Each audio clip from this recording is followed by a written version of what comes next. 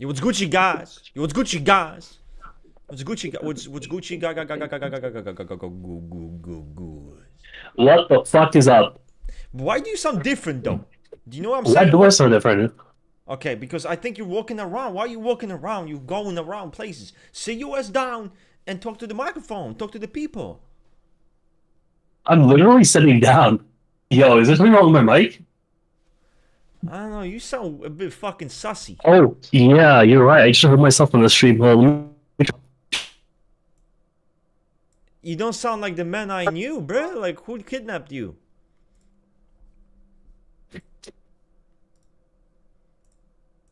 Is this better or worse? I don't know. I mean, listen to it.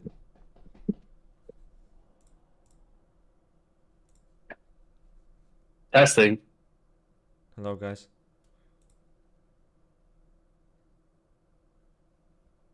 I just sound so distorted. That's kind of weird, actually. It's. You sound like so loud, right? Yeah, like my volume is really high on your end. That's weird. It's weird. Let me. And it's been today, the whole day. Like literally, when we used to talk, you sound that way. It was hard to fucking. Even though I have you like 70%, I have 70% on your mic. I have arrived. Okay. Durek. Okay, Durek, you have been granted the powers of unlimited decapitation. Decapitate everyone. No, I'm joking. I'm joking. Yo, hello, John. I have another moderator just in case. By the way, don't need to stress. Go eat. Be chill with it. Don't worry. Got you fucking set. Don't worry, man. Anyway, what's up, team? How is everyone? How is by the way, guys, tomorrow. Yeah, you always chill, man. But tomorrow, we will have. I'm gonna be doing some renovation in my room.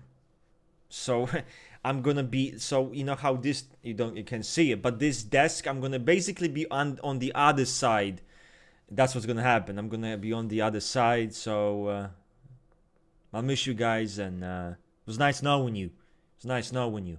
Anyway, but on a serious note, yeah, some renovation. You know how sometimes you want to move furniture, you want to move your desk at the end of the whatever, you want to do some change because I don't know, will feel good, you know? It's gonna be cool. Was something different. I'm sitting in the corner, right? Instead of where I was. There's something cool with it. A major drag. Yeah, that's a major drag. I need to move shit. It's gonna be a bit, and it's probably gonna be very dirty and very messy. Damn, looking clean. Thank you. Appreciate it. I appreciate the complimentary comments. But who the fuck ain't looking clean is Ring himself. Ring, you dipped because your microphone didn't work as it should. Fuck you. Hopefully he doesn't hear it, but if he does, just know it's all in good faith. He's resetting his computer, by the way, chat.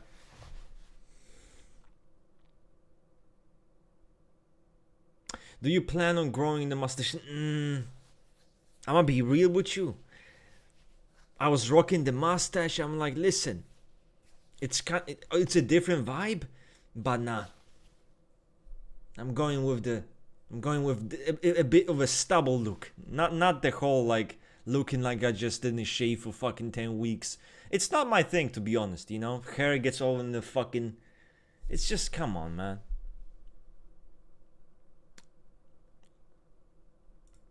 I've recently watched Sinners.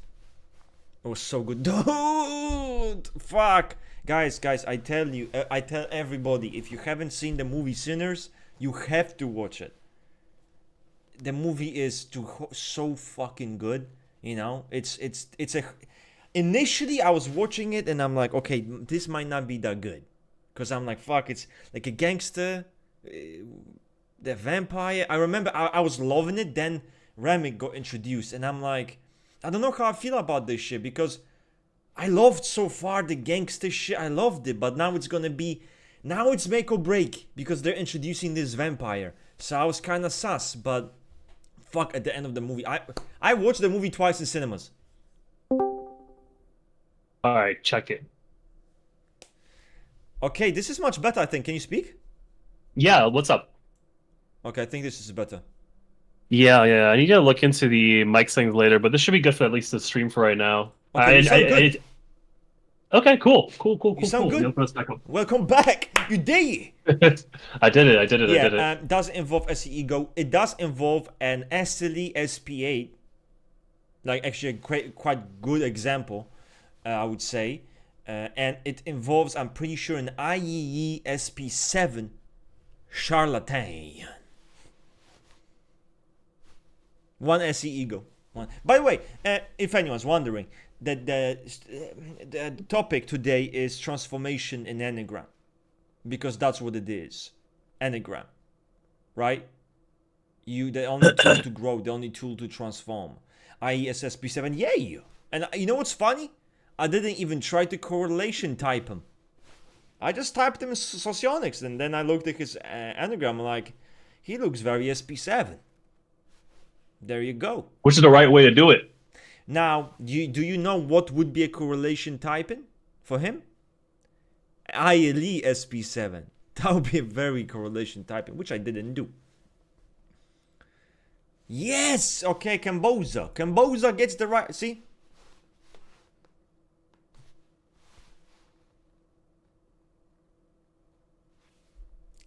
Hey, what's up? You were not supposed to be here, though. What's up with that shit? You said you were busy. Wait, hold up. Whoa. You said you were busy. Now you're like, the fuck?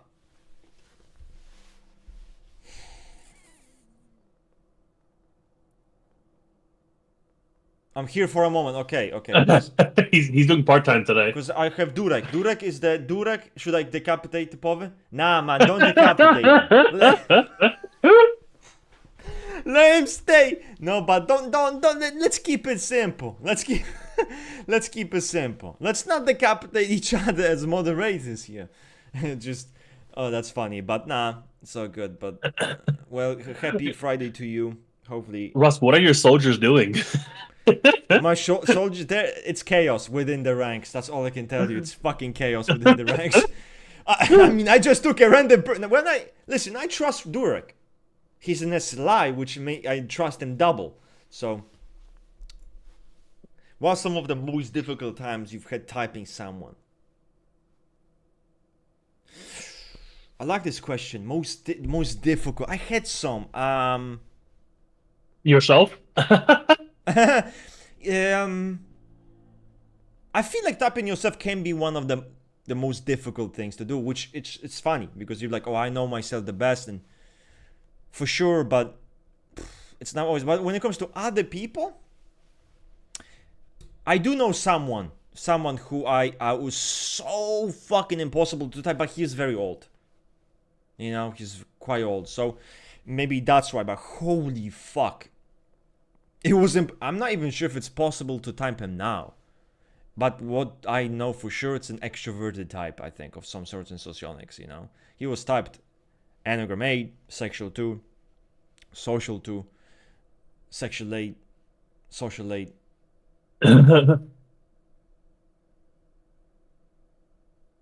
Yeah, and some 7 was even considered. This is crazy. It was crazy. But I had some. I know Roshiro, for example, in Socionics.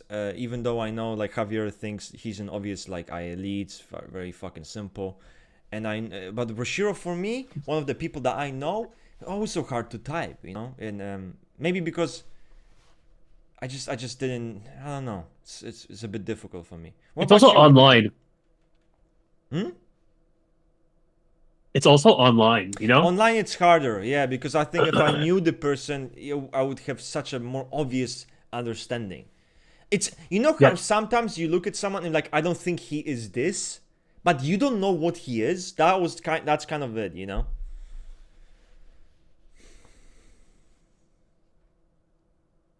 I feel like there's people I met online almost exclusively, and then I met them in person, way different. Even though they're not trying to be. It's just the platform picks up different things. Like I know somebody who feels like they are literally like a fridge. They're so cold. They're so cold and robotic.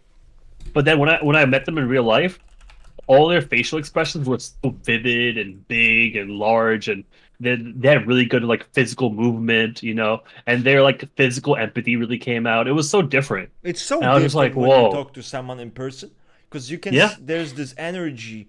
For me, I mean, I ask my wife. I think she says I'm even more difficult in real life, which is crazy. But she thinks, yeah, you're more difficult. She's like, that's good. I'm like, that's good, babe. That's good. That's good to hear. But yesterday we're driving. I'm with my SLI friend. We're going to the cinema to watch a movie which I regret watching right now because it was fucking shit. Final fucking Destination. Can you believe that shit? I watched that garbage, but fuck me. So I was kind of with him, and you know, he has this fucked up relationship with this chick, and I'm like, yo, what the fuck are you doing? Why is she fucking talking to you that way? Let's block her. I'm like, let's block her. But and my wife's in the back, and she's like, oh man. Effie, the feeling of Effie ignoring when Effie ignorance is trying to mind their own business, and then you're like talking to someone and you're excited and you're enthusiastic. Can you imagine? It's a fucking nightmare for Effie ignoring. But she thinks I'm a bit much in person. Probably, but who knows? I'm gonna meet Ring at some point, and who knows? Maybe he'll meet me and be like, whoa, calm down. But we'll see. We'll see. I'll test him. I will test him. I don't think that's gonna happen. Because he's like, oh, I'm emotivist. I'm so, whoa, look at me. Okay, let's break your boundaries. Let's see how far. Let's see how cozy you're gonna be. Let's see. So I'm gonna definitely testify and do kind of all that kind of fun stuff. But yeah, It was really funny what you just said, because you said you were gonna meet me, and then I thought you were gonna say, "Let's see if he meets me too." I was like, "Wait a minute, how are you gonna meet me without me meeting you?" you're goofy. You're goofy. Are there several bullets you found in Enneagram? One sentence on statement in particular made you go, damn, they got me.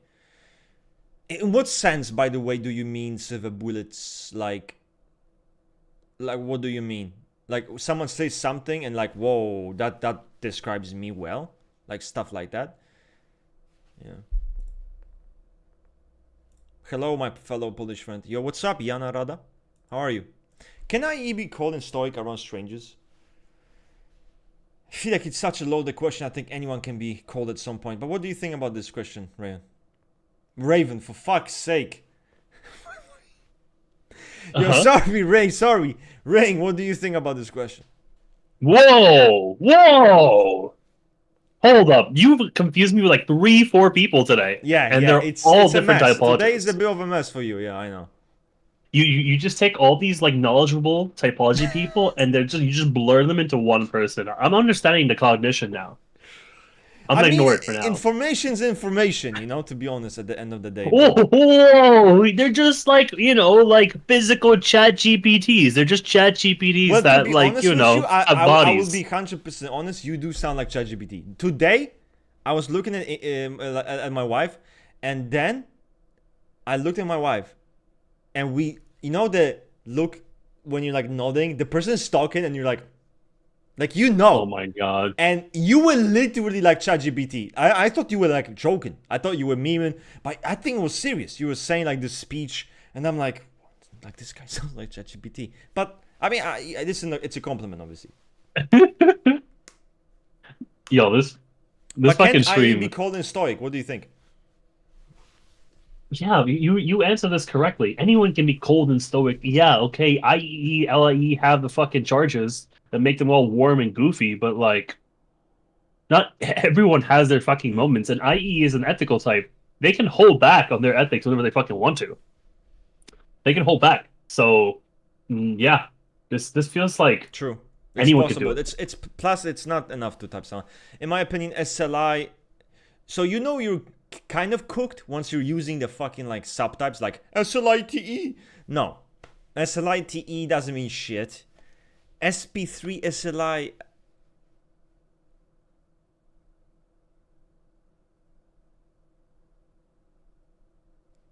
But why for E? For SLI? I don't know. I think you a bit tripping. There's, you may be tripped, you fell down. That's the vibe I'm getting from you. But trust me, I'm tripping all the time too. So I get you. What made Final Destination bad? What makes Final Destination? I'll tell you about Final Destination. Ring, do you know Final Destination, Ring? Mm-hmm. So, have you watched how many more? I watched like one movie. I don't know, the one where she dies in like a tanning booth. That's the one I remember. Yeah, I don't know which one does 2, 3, or some bullshit. But yeah. Like, okay. So that Final Destination is basically about you trying to overcome death, and death is basically like, let's say, right, imagine I'm sitting here, right, and something suddenly happens, like I get fucking electrocuted and I die. Some bullshit, some crazy events happen. Like, like it's kind of cool. Like as a concept, it's cool. The problem with Final Destination is if you've seen 1 or 2 movies, you've seen them all. Because there's no plot. The plot of the movie is, okay, oh my god, people are dying. Death is chasing us. Figure out who's next on the death list. Oh, try to avoid it. Who's next? And it's every fucking movie the same shit. There's no fucking plot. So I was disappointed because I used to love Final Destination. The problem was I lived in the past, right? Because I'm like, I remember watching Final Destination when I was a kid. I love that shit. I'm like, wow, people dying, everything's fucked up. I was like, woo, action. It was so crazy, so cool. Now, I'm watching it and I'm like, that's it? Just people dying? That's all there is to this? This is the most boring shit. And the ending, don't even get me started on the fucking ending. The fuck was that? I was disappointed. I'm gonna watch a movie called 28 Years Later. That's a movie I'm waiting for. That's a movie I'm very fucking excited for. Final Destination, fuck all that.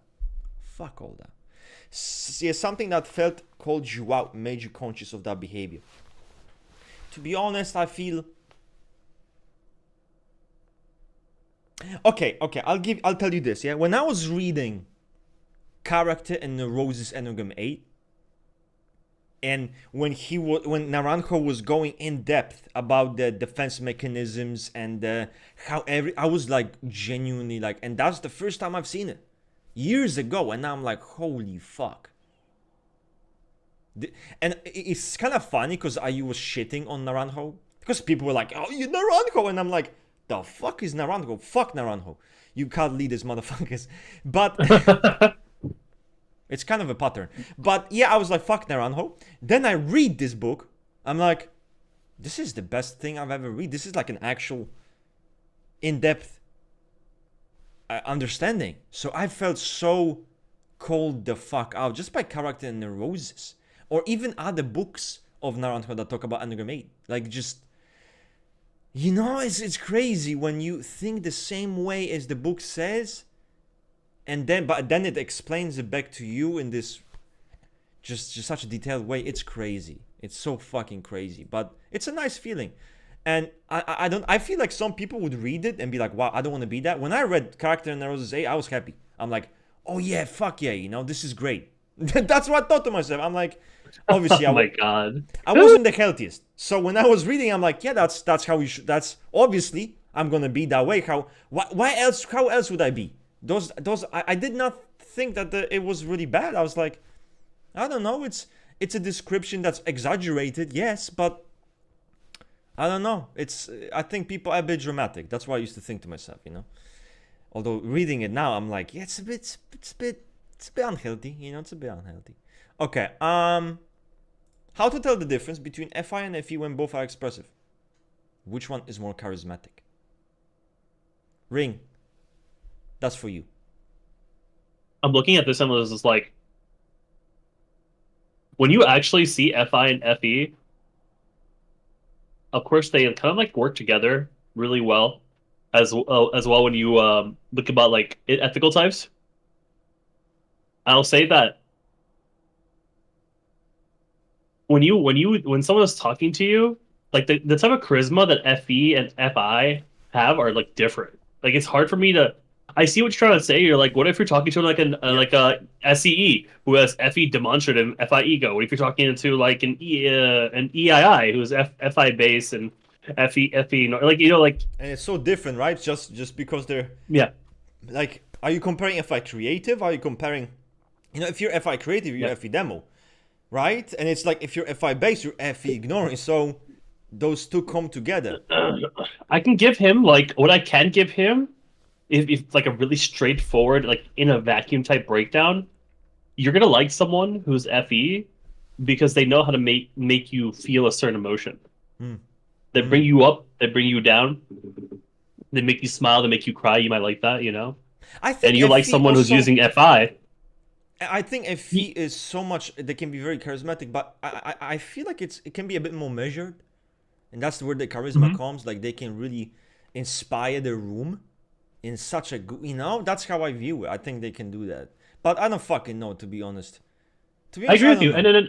And then with FI, you like someone who's using FI well because they make you feel like you're close to them, like you matter to them, like you're part of something Right, important in their right, lives. You know, they help you understand your relationship.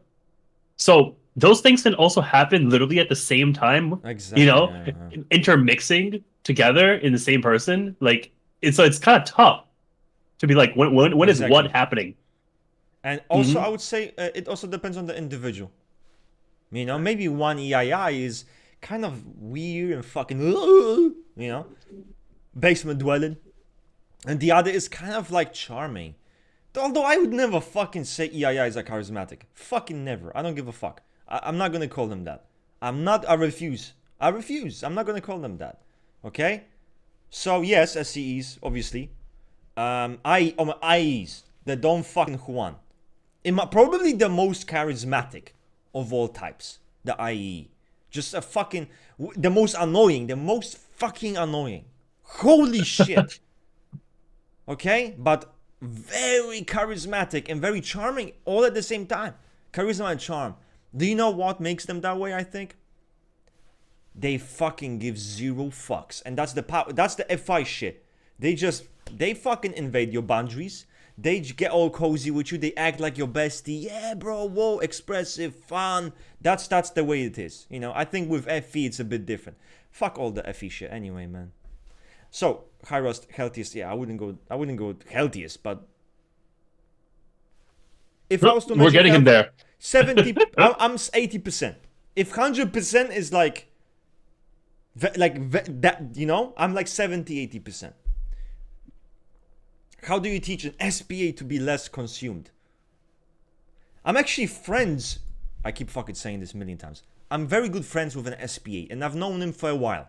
Years, right? And I've known him when he was not in a good state. Very, very unhealthy. And at that moment, he was acting basically without thinking. Zero thinking, just impulse and action, right? And he changed. Like now, I'm like, holy fuck! It's so amazing to see that kind of fucking transformation.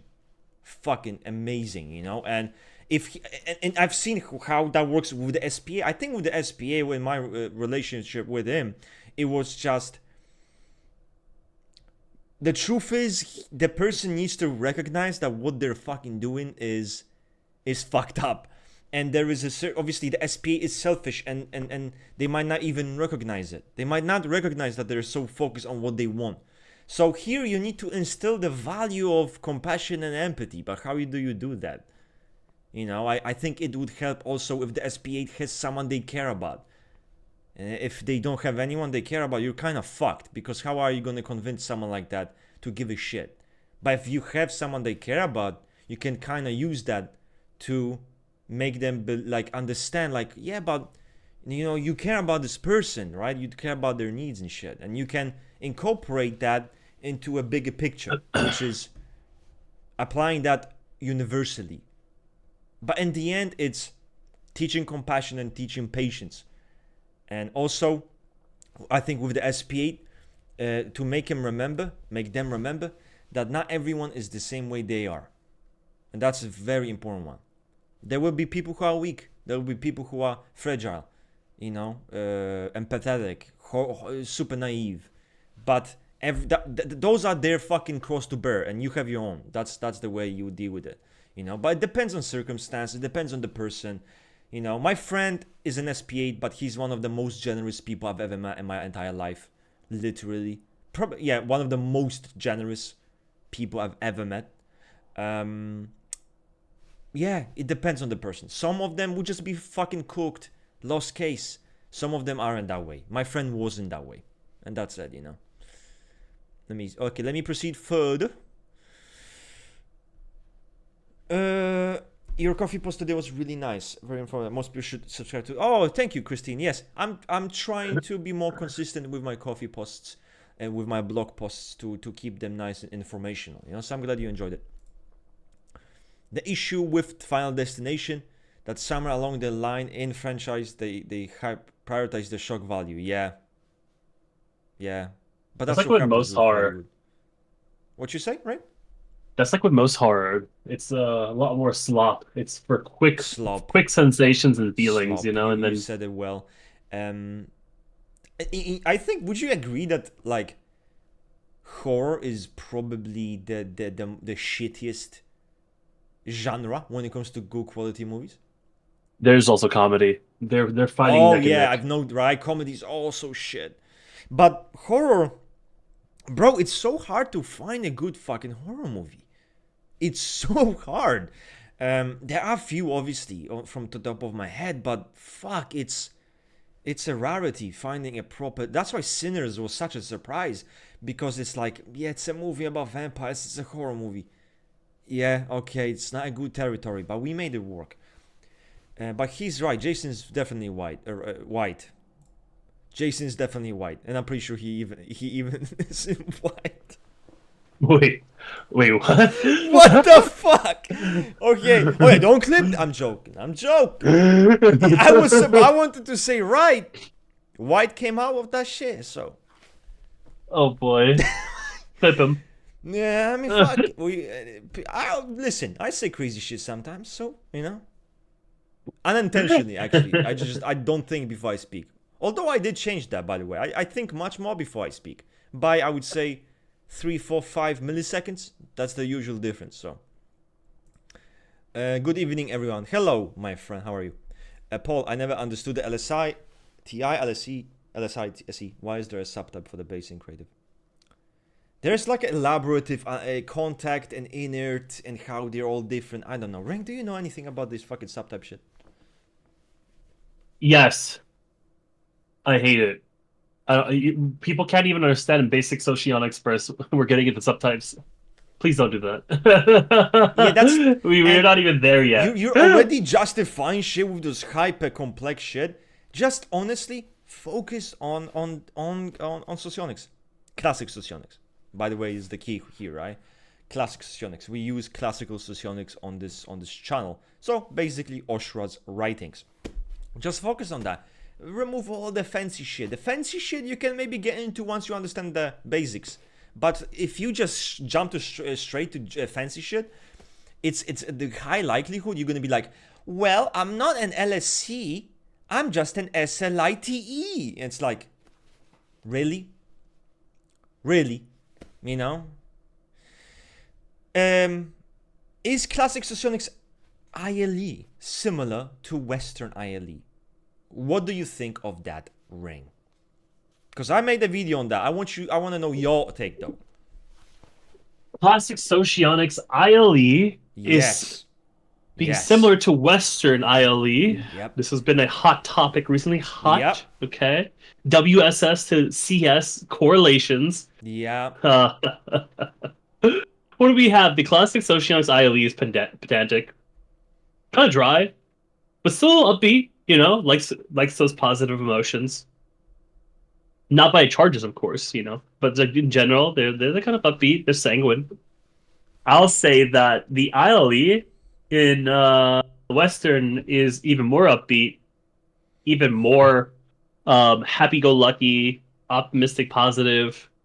It actually kind of puts like the CS ILE to shame for how upbeat and joyful they are. I will say that overall, the classic Socionics ILE is quite similar to the Western ILE. I think that works fine, but I would consider, you know, IEE and LIE as alternatives there. What would you think about the ILE? You know what I like? When I made the video, by the way, guys, about the WSS, classical socionics. It's not to say you cannot be the same type. You can. That's kind of obvious. But it was more like, and it depends on the variety. Like some ILEs in WSS, they seem almost IEs in classical. You know? Like there is a variety there depending on the person. For example, Ring is an LIE in WSS and an LIE in classical. It does happen. For me, it wasn't the case. But it depends on the person. Yeah, it's funny too, because I self-type in Western Socionics as LIE, and I self-type as LIE in Classic Socionics. But you know, the kind of like the figureheads in Western, Aestrovix and they tapped you. Jack, they actually I actually spent some time hanging out with Aestrovix IRL last year, and I asked him, "Do you still type me LIE in Western Socionics?" Yeah. I've known him on and off for years. Yeah. And he was like, "Yeah, I still type you LIE, even with my goofy ass, you know." He's like, "Okay, cool." And in Classic, there's a lot of people here that also type me LIE as well, and sometimes it just works out. But I will note, it's not for the same reason. People type me in Western Socionics as LIE because I'm like obvious SE valuing type and or gamma values, you know, like those type of things. The rationale is much weaker. Yeah, you know. Whereas in Classic, I'm like super ego FESI like maxing criminal. Yeah. Mm-hmm. How does social awkwardness work in FE and FI DOMs? Having high placements ethics doesn't seem to ensure that you have any social skills. We have to take into consideration that social skills come from socialization. If I, for example, put you in a fucking basement, lock you the fuck up since you were a kid, and then I send you out to the fucking world and to tell you to socialize, how charismatic and charming and social you think you will be? So the truth is, a lot of this, how social someone is and social awkwardness is really just how socialized they are. That's a big one, which is outside of typology, right? You can have an SEE who is very charismatic, and yet in some other situations, kind of stiff and awkward, kind of weird. Maybe, again, not very socialized, you know, maybe dude was fucking growing up or fucked up. So that's kind of what happened, right? So that's very important to understand. And with FI dominance, I think there, I would even go as far to say that social awkwardness with FI dominance is not uncommon occurrence. It is not. I think many FI doms are quite socially awkward. Now, again, it's when you carry rigidity, when you carry tension, when you are always kind of anxious, when you're always trying to make sure everything's fine, you're acting appropriate, and you're generally more reserved, naturally you can come across as a bit more awkward. Awkwardness comes from stiffness, you know? More relaxed types, kind of easygoing, they don't give a fuck. It's not really awkward. Awkwardness is caused by, again, tension, right? So there's that. With FE dominance, I kind of feel like FI dominance would be much more awkward than any FE dom. I think that's kind of how it is. You know, FE doms being awkward socially, I don't think it's as common. It happens to everyone, obviously, but in general, it's not as common as FI doms being awkward, you know. And it kind of makes sense. When you're FE dominant, you're so focused on impacting people's emotions, so aware, so acutely aware. It's your bread and butter. You feel so fucking at ease with it, you know? But for an FI dominant, it's a bit more difficult. That's my... This is why Jungian types is so cool, because you could simply just answer this question with, oh, it's just extroversion. That's what's going on. Yeah. The introverts are lacking social skills. The extroverts, because they seek consensus and merging with society in ways, they have social strategies to just interact with people, not be as awkward as the introverts are. Yeah. Yeah, and also it's like anyone can be awkward if they're put in a certain situation, right? For some it's just they're just awkward. Let's say you get someone in front of camera, they're just fucking awkward. But that comes from me. From feeling it's a feeling of unnaturalness. It doesn't feel natural for you. And anyone who's more methodical in movements, more methodical in self-expression, stiff it can be a bit more awkward. It's just kind of what happens. Durek is asking, Durek aka new mod. He lost the. Let's do it, man. How long did it take for you all to feel like you made progress with Enneagram transformation? What a great question. Great question. I'm gonna answer it. Then Ring's gonna get to his because he actually has a very fucking nicely written fucking post of his own self growth on PDB. Beautiful stuff. So that's also great. But he'll talk about it a bit here. So how long would it take? It's such a, it's a hard question, and I think what it means is that it takes a while because I always said that it's such a gradual process that you don't see it coming.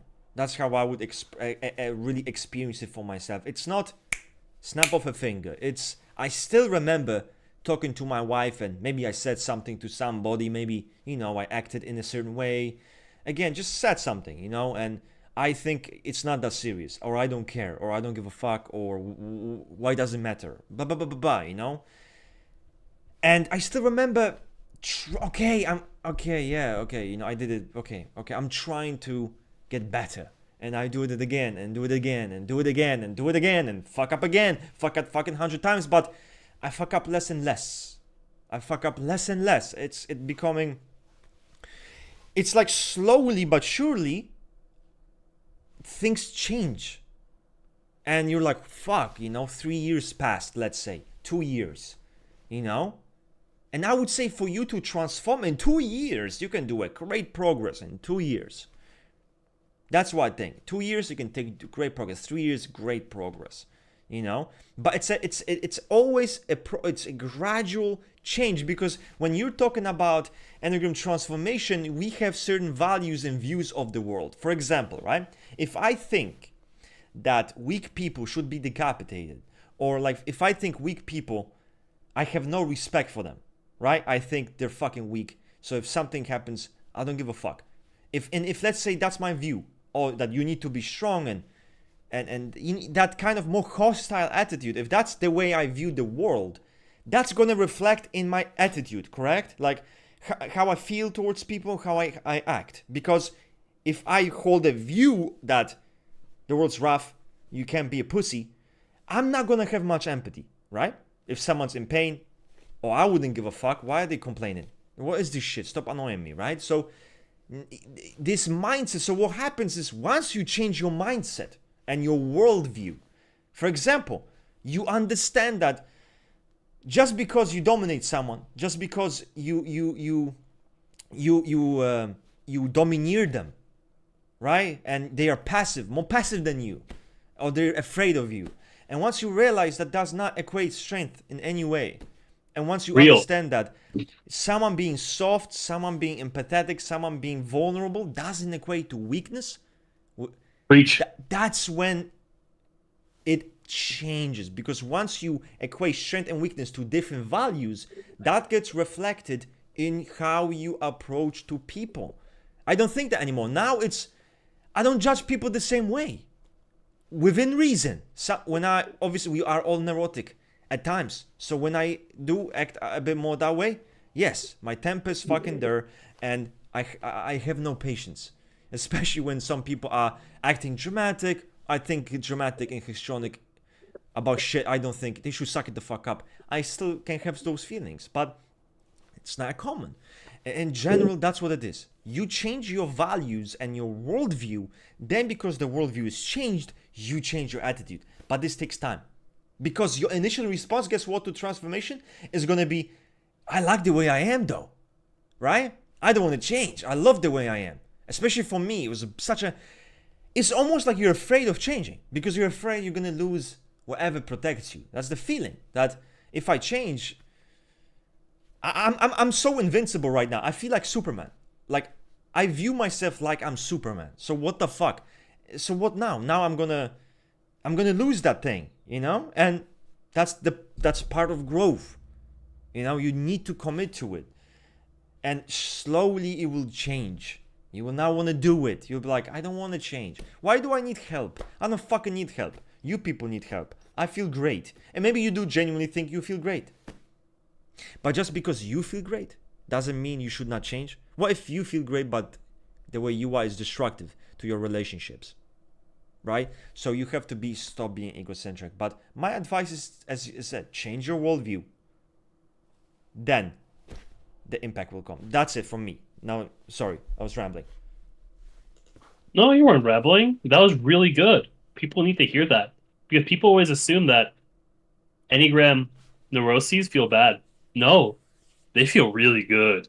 They feel really fucking good. That's the problem with them. And that's why they're described as like taking like drinks from a cup and never feeling like satiated. You're always thirsty. And I think that you really explained that really well. What about Personally, you, for though? me, How long was it for you to really grow? How's the I was thinking, process like? I was thinking about what you said earlier about like how healthy am I in comparison to like, you gave like a number of like 80%, right? I said, the scales are so hard. Like, how can I do that? But comparatively, I would say 70, 80%. I would say. Yeah. I think is pretty solid. It's pretty solid. Personally, for me, I think I'm around like maybe, if I'm lucky, 60%. Wow. Yeah. I'm surprised. I think Wow. the social 7 neurosis is tough because we talked earlier about like how the social 7 uses spirituality but gets nothing out of it. Like they virtue signal it. I think the word we used was fucking prostitution. They like use spiritual prostitution where they like identify with it, Yeah. but at the end of the day, they're like cold hard rationals that don't really fucking believe in anything besides like numbers, datas, and like theories, right? My problem is that like outside of just having the neurosis of an E7, the neurosis of a social instinct, the neurosis of a social 7 in total, I have this problem where like every time I try to self-develop myself to be better, it's very tough not to see it from a narcissistic angle. Oh fuck, yo, you have it fucking hard. Holy shit. Yeah. Like, did I just admit to a wrongdoing because that was the ethically right, mature thing to do? Oh Or wow. did I do that because I felt superior in my capabilities to realize my moral wrongness in that situation?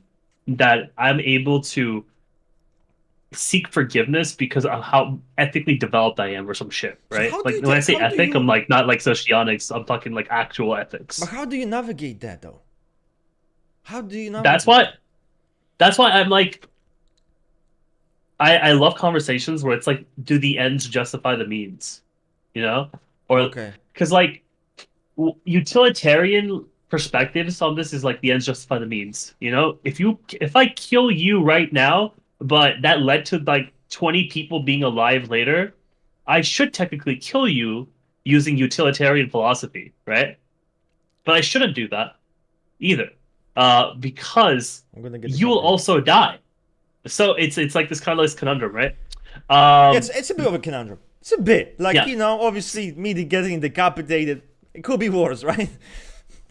So it's being myself, I have to make sure whenever I'm doing anything, I have to reflect on why I'm Oh actually wow, you doing have to it. think, which you already do. Yeah. So you have to just If think, why am I doing this? What's the motivation? Am I jerking myself yes, off in the mirror, holding my dick right am now? I jerking myself off in the mirror? This Yeah. is absolutely correct. It really takes me to because you even in the book it talks about like sacrifice. That's the name of the neurosis of the social 7. Sacrifice is something we as a society look up to. People who give great sacrifices are like the best of us. They are like the moral crusaders of the world. They are our heroes. They are our literal saviors. People who sacrifice everything for the greater good. But the problem with the social 7 is that they have kind of made a career out of doing this. Exactly. So Where, if you see this kind of, I always uh tell Ring, you need to be a cunt. You need to be a cunt. And that's when he's all nice and shit, when it's all perfect, my trick to social sevens, guys, now, and remember, your trick to social sevens, if they're all like, wow, no, I'm just open, and I just want good things. I'm just so open-minded. Remember, it's horseshit. They are, social seven is one of the most narcissistic and charlatanistic types to have ever lived. Think about that. It's funny. It's very easy for me to like dehumanize people, personally, and you can see this in the social seven description as well. Based.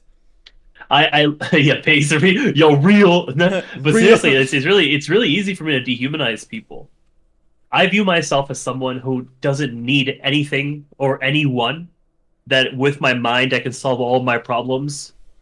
That I was born this way, but yet I have actualized further than that, and I'll continue to progressively become this excellent, virtuous, extraordinary person. And everyone else around me, they're just people who can confirm that about me. If you're struggling with something, you get your car breaks down in the middle of the road, and I come help you in the middle of the night. That wasn't because of like our friendship. That wasn't because like, you know, I'm trying to be a decent person. Look at me. I woke up in the middle of the night. I have a busy day tomorrow. I had a busy day today. I helped you out. I'm such a great guy. I got you home. You were unsafe out there. And in the best part of it all, Okay. when you asked me, no, wait, hold on. Yeah. The best part of it all is when you asked me, oh my God, I'm so sorry. Was it hard to get here?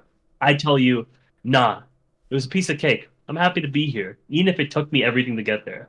That's where the superiority comes out. That's that feeling of like invincibility. If I was to get decapitated, let's say we are in a fucking final destination. My ass is about to get decapitated. And if I see you coming to me and saying, whoa, I flew from New York, from this place and that place. Can you like, I can help you, yay. If you do that, I will tell you to go fuck yourself.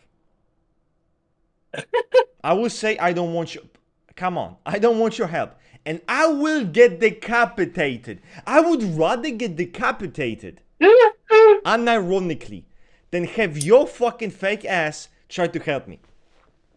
I'm good. I don't take that shit. That's the problem. You wouldn't know. The only reason most people wouldn't do you know ever how I know? wouldn't know though? By assuming everything you fucking do is charlatanism. Fuck it, problem solved. Funny. Problem solved. No, but okay, listen. But you see, this annoys me though. I don't know. It's what's up? What annoys you, huh? Because it's bullshit. That's what pisses me kind of off. Because it's bullshit. You know, it's a cosplay, and that's what. Yes. Man, you know, I want you to be a cunt. cosplay. In like, you know, just be yourself in a way where you're just a cunt. Like, fuck. But this is the thing. You were talking about using Enneagram for transformation. I don't think everything that you develop after your trauma phase in childhood is necessarily something you need to throw away. No, sometimes I feel like you can just transform these things. Throw it away, but I don't know. We value probably different things. I mean, to me, I want to rawness and authenticity is important, I think, you know.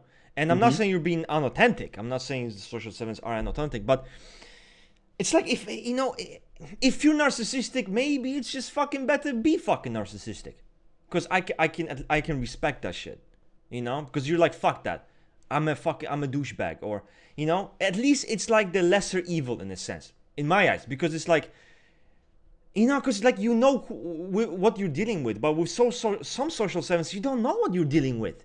It's like, it's nice and dandy. It's like smoke fucking, you know, play and shit. It's like smoke and mirrors. Smoke and mirrors, and that's the thing. Yep. And you don't know that. At least if I see a cunt acting like a cunt, he's like, I am a cunt. I'm a criminal and a degenerate. I'm like, okay, you know, I fuck with that, because He knows he's a fucking piece of shit. And maybe that's my thing. You know, I have maybe it's a bit of any role.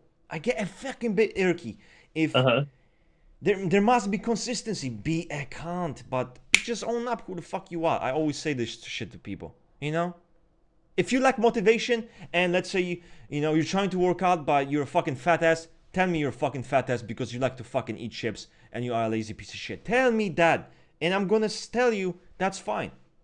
That's fine, but don't be fucking bullshitting. That's how I think about that. You know, I mean you know this already to be honest, but I was kind of just trying to express it if it makes sense. No, I totally get what you're saying. I think it's a little bit more complex than that because it kind of goes into E4 territory, right? I think E4s kind of understand this as well. Yeah. It's not just being envious. It's that the envy has become a part of your personality in good ways and bad ways. I understand. And bad ways is that it's good and bad. It's mixed. And... Like think about your wife, right? She's an SP4. Yes. There's a lot about her that's extremely admirable. Yes. She is a hard worker. Yes. She is someone who will take in a lot of burden and loads, specifically for you, you know, because she cares. But sometimes she'll overdo it because of the neurosis. But it's I always tell her, I always teach her, be selfish. Be selfish. Yeah. I always tell her, you know, ask for what you need.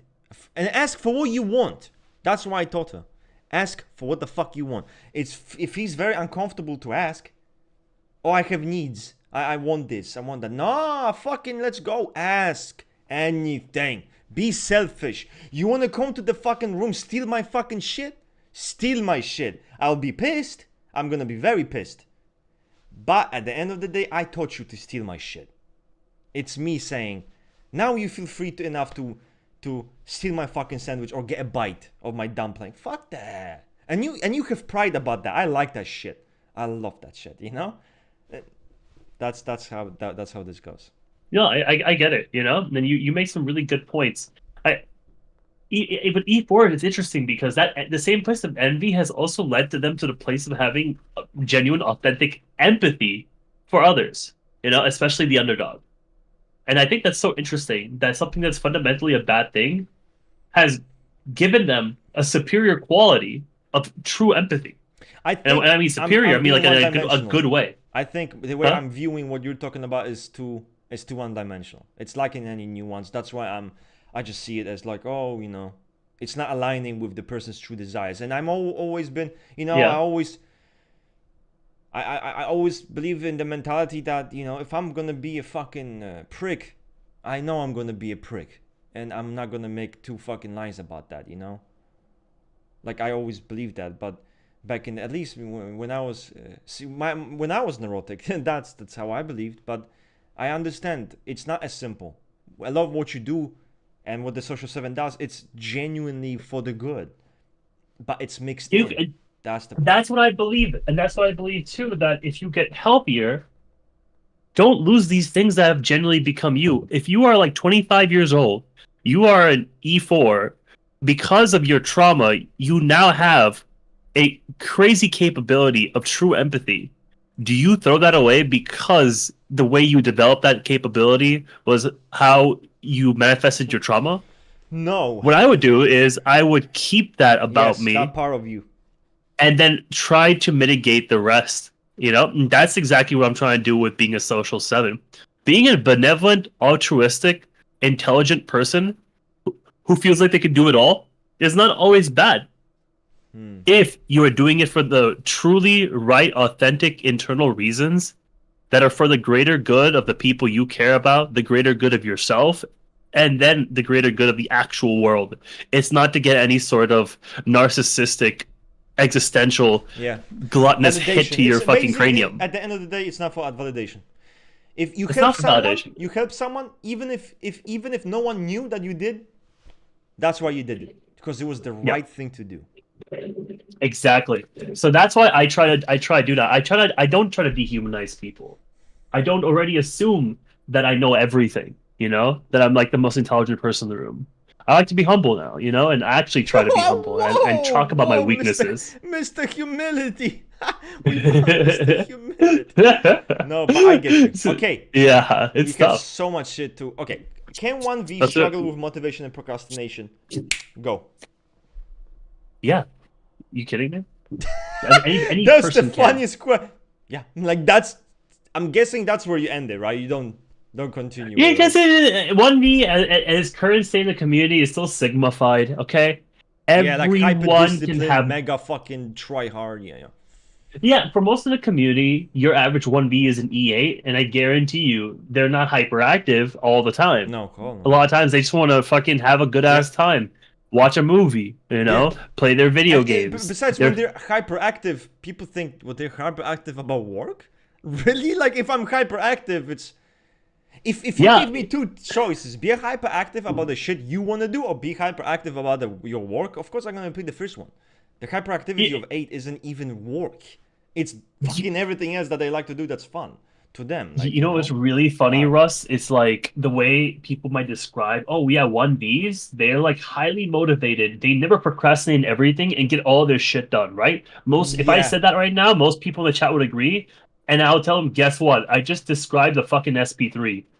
I know, I know. It's And you motherfuckers think it's a 2V only type, so yeah, yeah, it's a bit. That's the problem with the perception of 1V. But I've heard people like, yeah, yep. but I mean, I used to think that this too. I used to when I first Yep. got into PY, I've heard people tell me, because me being brain dead, yeah, 1V, that's where the hyper discipline, try hard, ambition. And I'm like, yeah, but I don't give a fuck. At that point in my life, I was like, I'm just here to live my life the way I want to live my life. I don't give a fuck about like achievement and shit. You know, not that kind. I don't care. Mhm. So I'm like, what the fuck do I do? You know? But the reality is, it makes sense. Why should you overthink your volition? If you're first will and you are supposed to be, you don't think about your volition. I don't sit and think about my choices. What do I want? I don't know, but if what I want is good or what I want is bad, can't I sit on the couch if I want to? I don't care. If I decide I'm gonna do something, I'm gonna do it. If I want to fucking sit on my couch and fucking pour just a bunch of chips in my mouth and order pizza and make me feel so fucking fat, I will do that. If I want to be the laziest cunt, I will do that. Simple as. I know there's no feelings about it, there's no thoughts. If I think it's time to commit and I want to commit, I will commit on my terms. Simple as. But this is not a sigma. Not at all, man. And we know many people who are type 1V who struggle with discipline even. Sorry. Mhm. You know? So don't worry. Don't look at discipline, you know? Every human fucking being will have some discipline difficulty at some point and procrastination. Every human fucking being. The most try-hard people still can suffer from that. Because you're human. I don't believe you are so fucking brain dead, right? You're a vegetable. That all you do every fucking day is work like a fucking workhorse. Every day. No burnout, nothing. It's not fucking possible. So procrastination and lack of discipline, or struggling with discipline, sometimes it's simply a big 5 issue. It's your fucking personality. That's all it is. It's not even volitional. Okay? So, yes, 1V ain't superhuman. Nothing at all, you know? So, yeah. Okay, we answered it very nicely. Let's go further. We'll get there, but don't worry, boys. Maybe Huey and Butcher. That's a good example. How should I approach first will to help them? The way I see, they would rather die just because of stupid pride than to accept simple help. I want to tell you something different. I don't really agree with the idea that 1V doesn't want help. I don't. And I'm going to be specific. When you're saying help, for example, right? I'm building a YouTube channel, or I'm having typology. I'm moving. Let's say I even have this room and I want to renovate, or I want to buy something, and I don't know. I don't have the answers. So why wouldn't I, for example, get help from someone else? Why wouldn't I get help? Why wouldn't I get help someone who knows what I don't know? If you know this technology, why wouldn't I tell you to teach me or do it for me? So I have no issues. I will utilize people. No issue. Because why the fuck would I not? That's my question. Yep. I have no, there's no pride. Now, when it comes to help me, if you're talking specifically about psychologically, and like I need fucking emotional help, like I can't cope with my problems, never. Okay? No. That's not gonna happen. That is not gonna fucking happen. Okay? So that's not gonna happen. Now, if you mean everything else, I will receive help because it gets me closer to what I want. Why wouldn't I do that? That's my take on this. Maybe I want to see what Ring says. No, I completely agree with you. Once again, we're too sigmified. I think E8s are good examples of 1Vs, but I feel like we have to move away from the idea of the E8 1V being like the mold because it's too memey. Because people's understanding of E8 is also really memey. I feel like the optimal 1V is always going to be an E1 because you have that kind of like you have the assertiveness, the confidence, but you also have these like ideals and vision for how life should be, and then you have these principles, and you're hyper controlled, and you have this ability to like stick to what is your I, the self, and then give that like kind of personality, the I to society, right? But that doesn't mean that like at the end of the day, if 1V isn't just going to do what they really want to do. There's little to no big thought process when it comes to their decisions. And if they think that, if I get this person, I can get what I want faster, they're not gonna feel, no, I No. needed you in They're my not gonna be guilt. like, oh my god, I think I'm not good enough. You know? Maybe they'll think I'm weak. Yeah, No. exactly. No, I give zero fucks. Think whatever the fuck. The point is, I'm gonna get what the fuck I want. Simple as. Now, again, to me personally, I'm not saying maybe for Ring it's not the same. Psychologically, I do not ask for help. I don't. And I maybe I'm coping right now. I probably am, but I just don't feel like I ever need it. I don't think I ever need it. Genuinely. I could be PTSD'd the fuck out, and I don't think I would feel like I need help. In fact, it would, people trying to get like, oh, let me help you emotionally. I'd be like, ugh, the fuck. Like, it's like, get the fuck away. What is this weird shit? Why are you coming with me with this weird shit? Like, I don't need that. Just stop it. Just stop it. You're annoying me. You're acting needy right now. You're being needy. That's how I view it. So don't fucking help me psychologically. I don't need help. I'm good. But don't make my life easier in many other ways that you can. Okay? So that's the way I view it. Bettering yourself in general can take a long time. It's true. It's and you know what's funny? It's constant. And I want to touch on something very important when it comes to transformation, because this is very related. When we're talking about we changed a lot, we did this, we are past our neurotic patterns, it's very important to understand one simple fucking thing, which is just because you are now 70-60% healthy, that doesn't mean you do not struggle with the predisposition of your type. You will have neurotic patterns every day of your life. Every day. Every day of your life. I know that's what happens to me and how I react to people and deal with them. And I know this. Okay, I know this.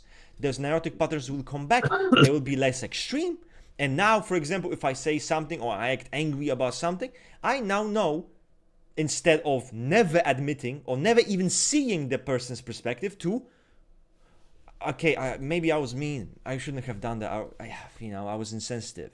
Now it takes me a minute. It takes me 5 minutes, 10 minutes to call off and now be like, okay, I need to fix the situation. I need to take care of it. So that's the difference. You will still have those neurotic patterns. So as an SP9, you will still fucking, you will still fall into this pattern like, oh, I'm brain rotting right now. What the fuck? But you're like, okay, I shouldn't do that. Okay, yes, I did that, but this is bad for me. This shit's not good. My scrolling TikTok is brain rot. Let me do something else. You are now catching yourself, and it's easier for you to reason with yourself. That's the point, And let me tell you something about good, bad, and transformation. because everyone's like, oh, healthy, unhealthy. Everyone will be bad at some point. Everybody will be unhealthy at some point. Everyone. And I'm going to tell you something even funnier. You can be the most healthy person. Let's say you've transformed. I put you in a fucking specific scenario that will break you so fucking hard, you'll go back to your most fucking neurotic patterns. Anyone can go back in the fucking neurosis. You think I couldn't do that? You think for me it wouldn't happen? Oh, it could. And I know situations. If I lost my wife, lost someone I really loved, and that happened, I'm telling you already, it will be fucking mass decapitation of everybody. Because now you're carrying a lot of fucking pain and grief. You don't know how to deal with that shit. Now you're indulging in your neurotic fucking behavior. So I know I would be coping. And I would go back to being fucking unhealthy neurotic 8. So it's funny, but you can always go back. But it's good to know who you are. Isn't it nice to kind of know who you are? Like who you really are at the bottom of your heart. Like how the most fucked up you are and how it looks like. It's kind of nice. Because you really fucking understand yourself, and then you see both sides. Like some people they just think they're great. No, I want to see how you are like when you're the biggest piece of shit. I want to really get to know you, not this shit, you know. So, but typology placebo effect is real. As soon as I started typing with IE, I was suddenly able to come up with so many unique ideas. What if I tell you this? What if you always came up with different ideas, but you simply didn't think of it? You didn't think that it is something that you do because it's not in your type's predisposition. Yet you did it all the time. It's now that you're typing as you are realizing it. So what if it's less just you kind of like, well, now I'm doing it. What if it's you are realizing something that, that's the problem with typology, is because you are so closed off to who you really are, especially when you were in this one box. It's hard to shake that. So that's the thing, reset completely, because maybe you've always came up with fucking good ideas. Maybe that's who you always were, but you simply ignored that because you were an LIE, and LIEs obviously are more TE base. That's also a possibility. Dude, like, oh my god, being a fucking Socionics type or something, it's like the way people described base TE is fucking hilarious to me. Oh, it's just actions and doing the good actions and doing the benefits. I'm like, yo, you guys have such a weird, like, childlike understanding of what TE is. To me, TE can literally be in anything. Cooking, talking to a person, of course, driving a car, working a job, but like even just like in your ethical system, not like sociology, but literally just like the way the world works. And to me, it's so like versatile, But the way I always hear it, it's like, oh, money, materials, benefit, which isn't fucking true. That's money and shit is fucking messy. It's not even tea. Yeah, exactly. Which is the fucking worst part, But simple, just actions and efficient procedures. It just feels so limiting the way people talk about it. So how does F5 vulnerable manifest in SLE? From my experience, I'm again have a friend who's in SLE. I understand the theory behind the type. Suspiciousness, distrustfulness when it comes to relationships and how people approach them. Just imagine an SLE, it's someone saying something to them or trying to approach them a certain way that the SLE doesn't really understand where they're coming from.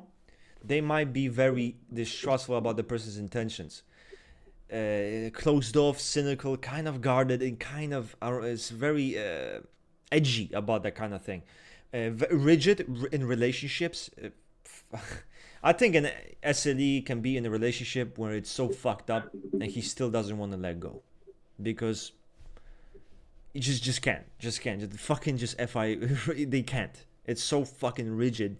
The relations don't change. They don't. They have to stay the same way. So it's such a problem. But that's what I would see. Very cynical type, distrustful. My friend is a great example of FI vulnerable, because how many times he told me, yo, this guy fucking just shook my hand randomly, bro, in a gym fucking looked me in my eyes, and I'm like, okay, you know, so who gives a fuck, right? He's like, yeah, but you know, I was kind of thinking about this shit all day, man. This motherfucker may be on something, you know? Like, what was he trying to say, you know? I mean, should I fucking go back to the gym? And I'm like, who gives a fuck, bro? You know, who gives a shit? Just, I don't understand. Okay, but it's like, yeah, but what? Maybe he thinks he can do something, you know? What does he think? He thinks he can fucking do this shit? What's he plotting? So this fucking, you know, not always, but when he's a bit more neurotic and he can misunderstand your intention, he will be fucking snapped in half. Because, and that's why we have such a good relationship, because I talk to him about it. I'm like, so how did I navigate that, right? And he's like, well, you always just try to say shit straight fucking forward. You're always very fucking straightforward. There's nothing backhanded, there's nothing hidden underneath what you say. And that's what he says, he can trust that. He feels at ease. Although you should never test that shit with an SLE. You should never fucking test that shit with an SLE. I keep typing myself XSP type. What the that's MBTI though. I need how to know which introvert judging is really stagnant. Rain, can you help me here? Am I misunderstanding? Because he says introverted judging. First of all he says XSXP, then he says introverted judging, and then he says super ego. Which system are we fucking talking about here? I'd ask him to rephrase his question. Can you rephrase your question, Ryder? Because we are trying to understand which system you were talking about. Are you talking about MBTI? Are you talking about Socionics? Which one? And let's do a rapid fire of the questions before we end soon as well. Let's try to get everybody. But we're ending so already? Already? Oh, we can go a little bit longer then. Let's go longer. I mean, what the fuck? We were supposed to be 1 hour 30 minutes. True. True, yeah. Let me see. Do you think you've ever reached the Enneagram 8 virtue innocence? What's the premise behind the virtue of innocence?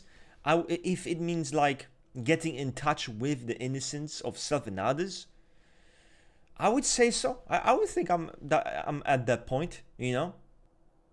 Also I feel like I'm at the point because I don't feel, you know how you have no fucking empathy for yourself even when you were a kid. Like, for example, when you had a hard time and you didn't defend yourself, or you got abused, or you got mistreated in some type of way, let's say. But instead of like feeling bad for you, like, you know, having the empathy, you just think you were weak. You were weak, right? You were weak and you paid the fucking price, but you're not the same person anymore. So that's not gonna happen again. And I feel like I'm in touch with that like, more, you know. And it makes sense because I'm not as rough as I was, you know. Although some fucking people definitely want to bring that out of me, 100%. But I'm not as rough as I was. Honestly, I don't know. I'm mellow now, and yeah, I think I've reached that innocence thing, empathy for the childhood self, and not seeing as weak, you know, having empathy for that, I guess.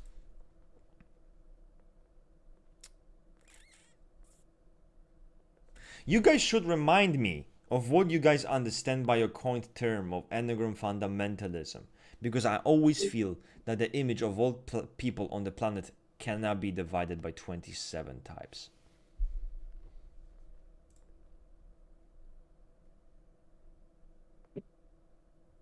Hello? Oh, you wanted me to answer? I thought Yes, you Ring. understood it at this part. Oh, okay, gotcha. Enneagram fundamentalism is just a way of understanding Why would I answer Enneagram. your shit when you were the one who coined this term? Yeah, but I taught you it too, so I thought you knew it at this point. Well, I know this, but you coined it. I think it's fair if you're gonna Fine. I'll do it. Enneagram fundamentalism is pretty much the idea around moving not just away from subtypes, but considering subtypes and the fundamental building pieces of the subtype. For example, if you're talking about a sexual 6, you would consider that this person is an E6 fundamentally, has the passions, fixations of an E6, has the defense mechanisms of an E6, but also consider the aspects of the sexual instinct, especially in comparison to the other instincts.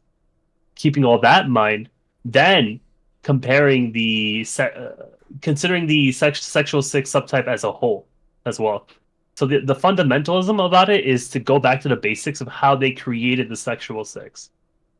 The way Naranjo's team describes it is that the E6 invades the sexual instinct. So it's the Enneagram, original Enneagram type that fucks up the instinctual variant, which creates the subtype.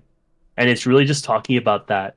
And it's almost to devise like a self check to prove for your work. You know, like if you type somebody like a sexual six, you should be able to prove that they're a sexual type over social or self-preservation, that they're an E6 over the other 9 Enneagram types, and then on the top of that, the subtype of sexual six and the nuances of that level. Okay, there you go. Hopefully that kind of clears everything out. So many questions. If I had a good childhood, is it possible I don't have any? No. No, it's not possible you don't have a type. That's why, see, I don't know, I'm not a 9, it's hard for me to give you advice, but build awareness. You already know what patterns to look for, and I will assure you this: when you're indulging in your neurosis, you will not be aware of it in the moment. But you know what John's in the chat looking too. for. Right? He can also just ask John for advice as well. Talk to John, although I think John's also having a bit of a fucking... It's not easy either. It's not easy to free yourself from fucking neurosis. It's a daily battle. True. But still, John has probably good takes, good ideas about that. So I'll talk to John. He's a 9 core 1 billion. But for you and for everyone else, you will not realize you're indulging in your neurosis, in your passion, right? Whatever the fuck it is. The point is you're going to be doing it. You're going to be doing it because it's like breathing. It's the most natural thing in the world. But you are aware of it now because I told you, because you've been told, because you've learned, because you've read the books. So now you, oh shit, that's what the fuck I'm doing. Okay, let me regroup. Think, what do I need to do? Counter that. And that's, I'm sorry, but that's kind of how to defeat your neurosis. It's literally, every time you fuck up, which you will every single time, you need to take a step back, fix it, and hopefully it becomes a habit where it's easier to navigate it, to avoid. You will build a habit of not indulging. That's what I think is going to happen.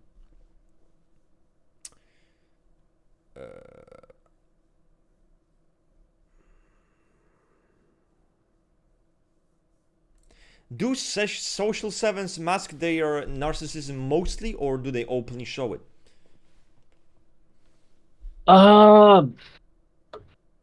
Most of them mask it. And the reason why most of them mask it is because of the original kind of trauma.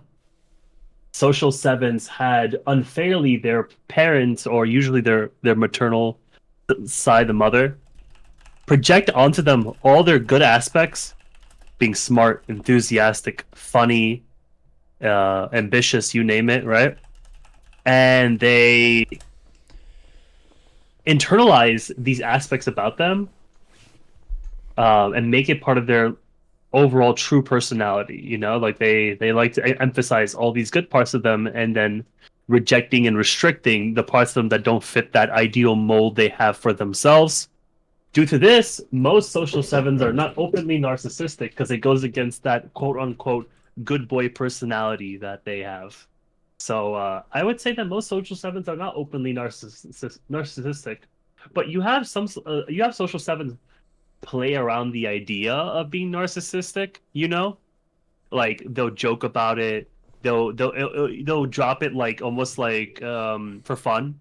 You know, sometimes I'm just talking to Russ, and out of nowhere, I'll be like, "Yeah, I understand why you just laughed at the joke I just made. I am one of the most awesome people that's ever lived, but I don't really like. I do it for fun because it's like a joke. Yeah, it's a meme. More cocky. It's like a meme. Yeah. It's like a cocky type of meme. Like, sure, part of me kind of believes it, but it's like a cocky meme mostly. You know, so yeah, I can see social stuff as doing that type of stuff. Like I think Tony Stark would do something like that, Yeah, where he's like, he's yeah, yeah, I'm, yeah. I'm the most cockiest person on the planet. Yeah. Hell yeah, but then like spends 98% of the whole franchise trying to fucking save everybody, utilizing every part of his, money, power, technology, throw himself against the wall trying to save everybody and be like, yeah, I'm super selfish. Oh yeah. Yeah. That's a great fucking view of it. Let's go with this one. SE versus TE. How good are SEE and SLE in planning and strategy and improvisation compared to teams?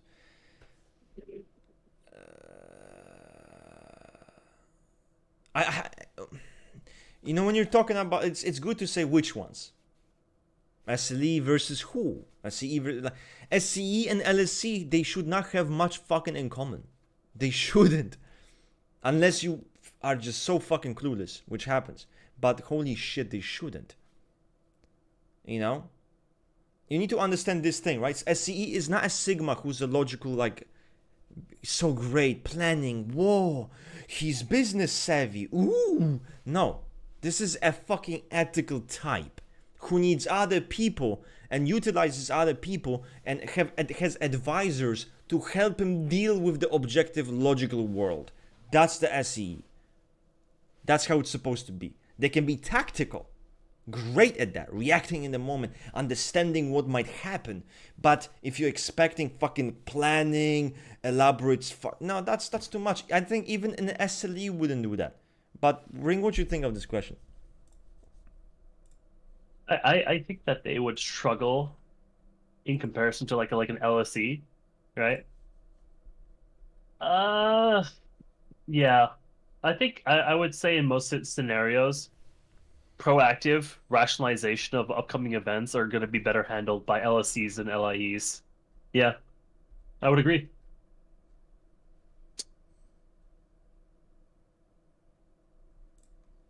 Which one do you think works better with Enneagram 7? That's your favorite topic. Don't make it long though. Let's see. This is honestly, it's kind of like a boring topic.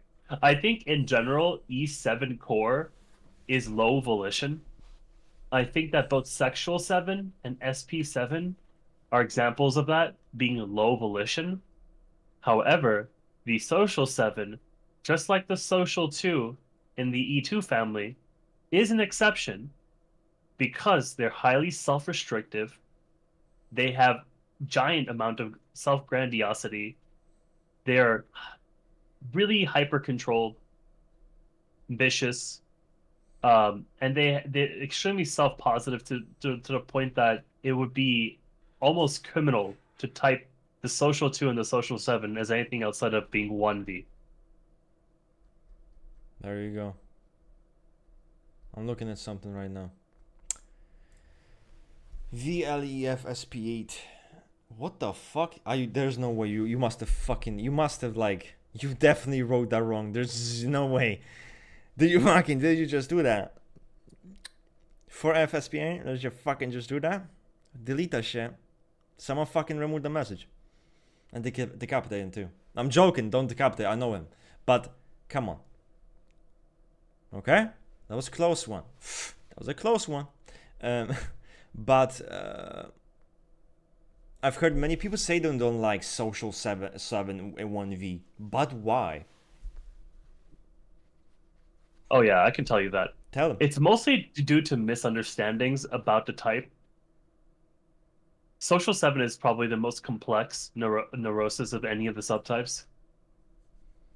And people lock into these things of like, oh, they want to be democratic. They create lateral relationships.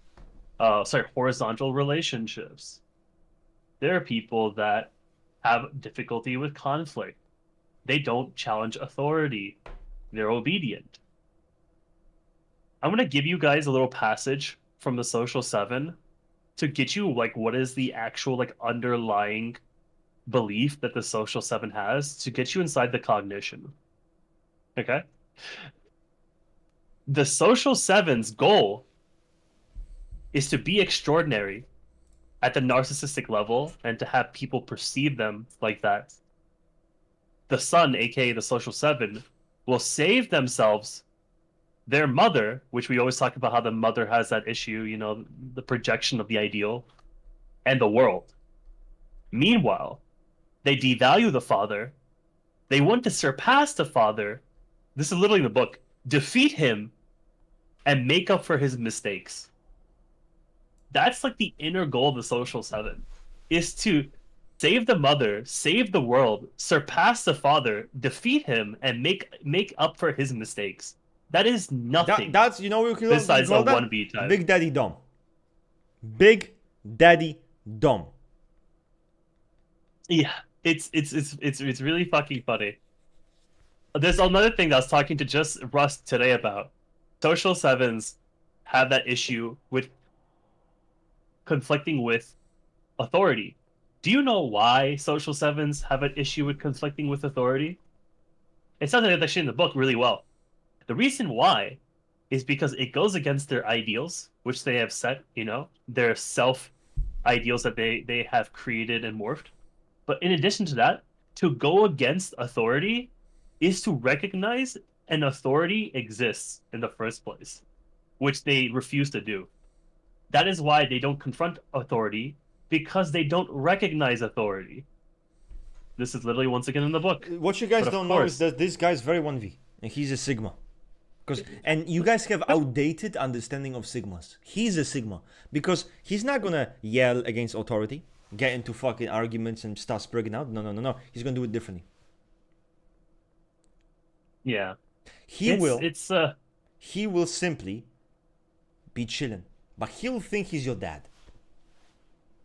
He's your daddy. That's the funny part. And he can do whatever he wants to you.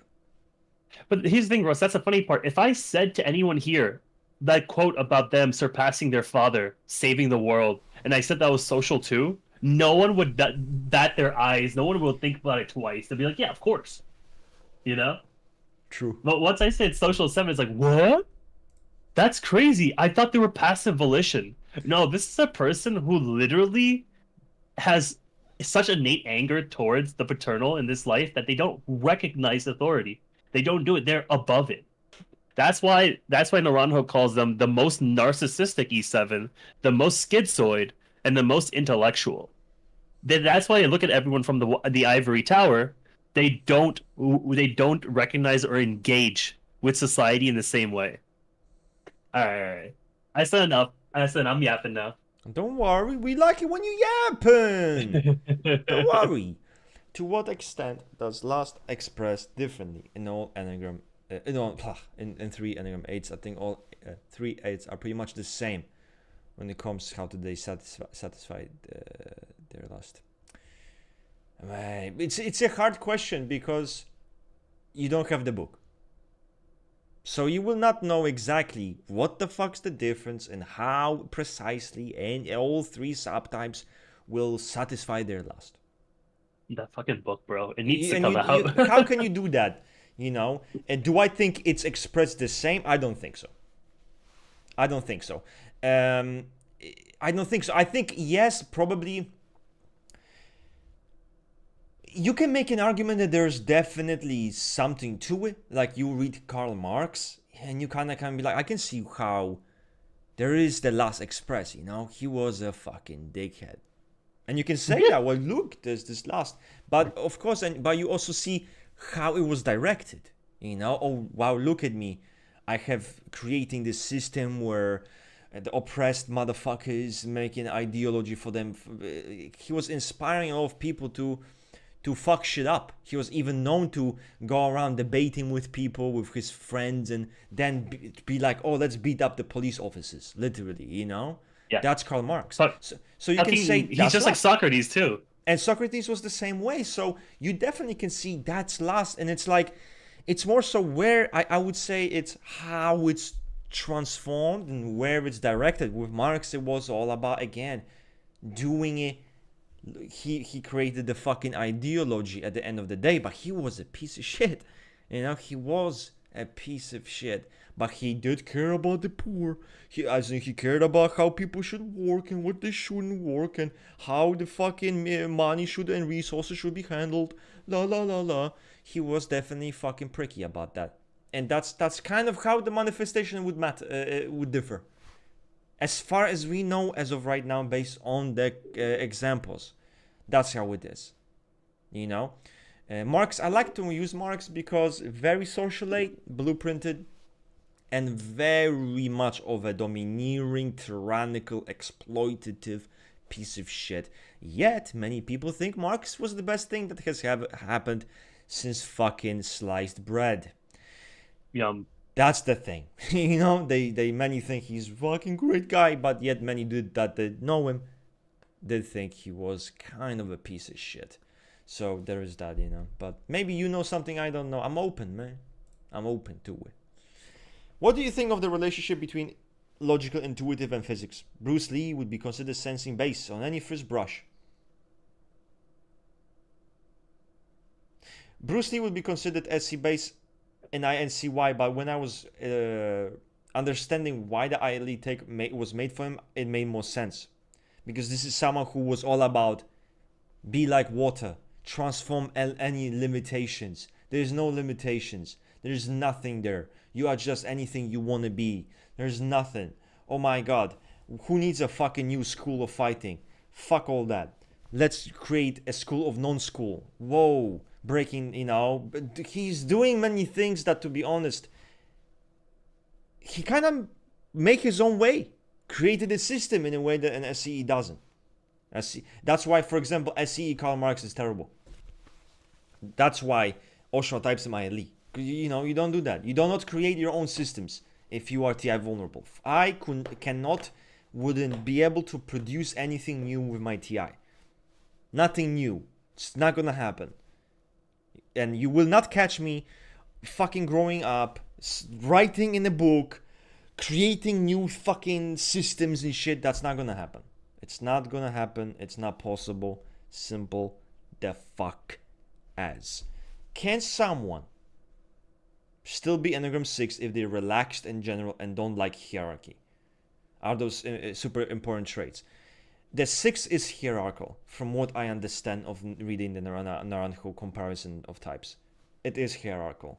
If you relax, if you're so relaxed and you don't like hierarchical, why are you a 6? Why are you a 6 if you're so chill, are not hierarchical? That's a good question for you to ask yourself. How bad would you find it if someone typed themselves EAVL? I mean, okay, happens to everyone, I think, you know.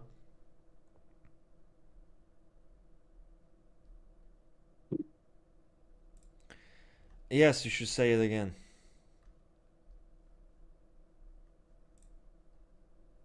There's so many fucking questions, holy shit.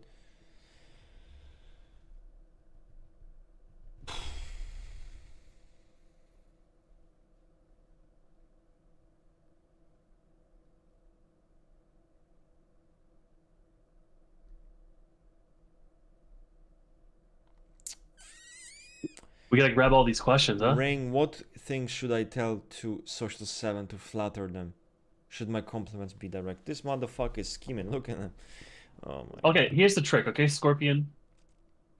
You cannot give a Social 7 a compliment before they do something for you. This is literally stated in the book multiple times. You have to wait until they literally put themselves out for you, and then you can say practically anything and it will work. But if you start complimenting a Social 7 before they have performed for you, they're going to devalue and reject you. Why? Because the Social 7 is actually associated with their doing, their sacrifice, their ability, their superior capability for moralism and intellectualism. They have to demonstrate all this. And if they don't demonstrate it to you, they'll just think you're fucking like being weird and fake and trying to manipulate them. Ring, can you answer this question? Which one?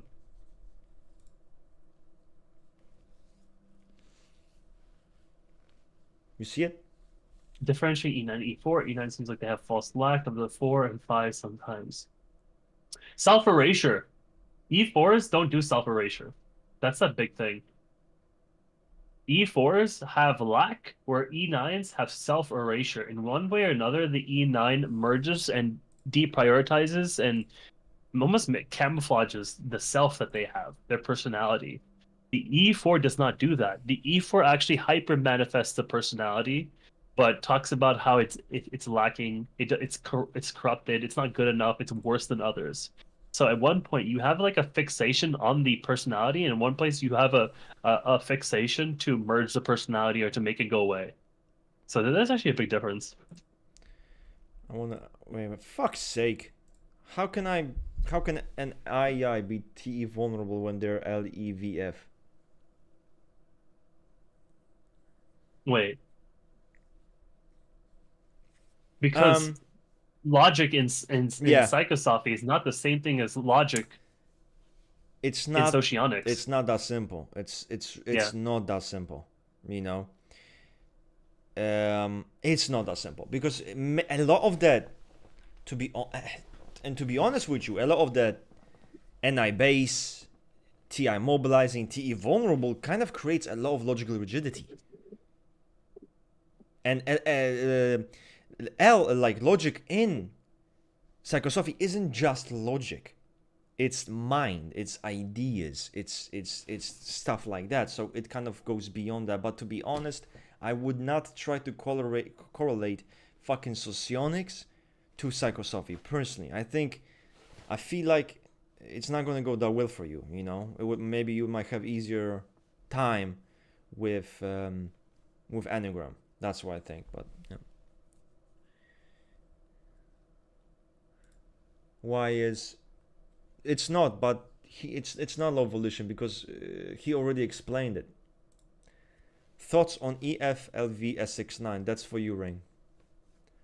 Oh, just for the last question, I said 7 in general is low volition, like E2 is in general low volition. Social 7 and social 2 are the only E2s and E7s respectively that are high will. I like this one, by the way. I think that's EFLV. It's fine for sexual 9.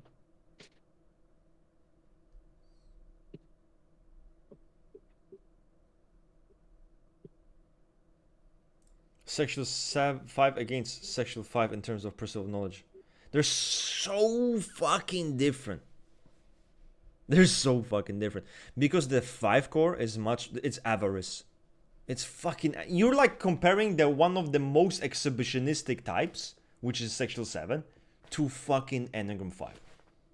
Think about that. Sexual 7, which is a fucking exhibitionistic, annoying fucking spurgy fucking ape, thinking they're fucking funny, cracking fucking jokes like everything's a fucking meme. Let me seduce you, let me slap you, let's see how your fucking head holds up.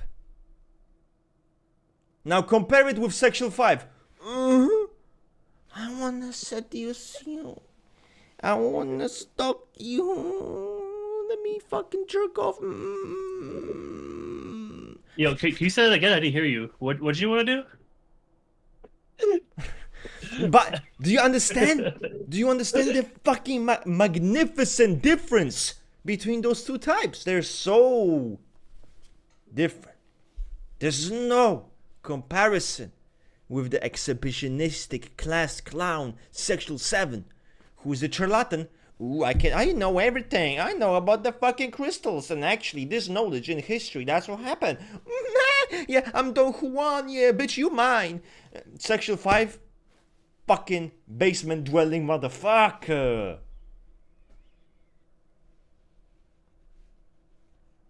Okay, that's good.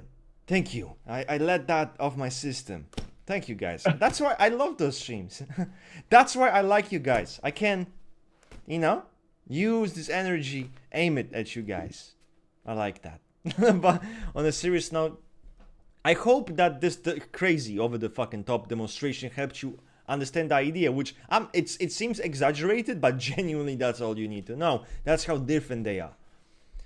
I type it myself as very good at SE. What the fuck does that even mean, to be honest? Very good at SE. Wait, let me see this question. Very good at. And we're not laughing at you saying, wow, you're such a dumbass, but I'm also like, what does that really mean? I think I'm very good at SE would kind of work in Western socionics. I'm good at SE. I have a lot of SE.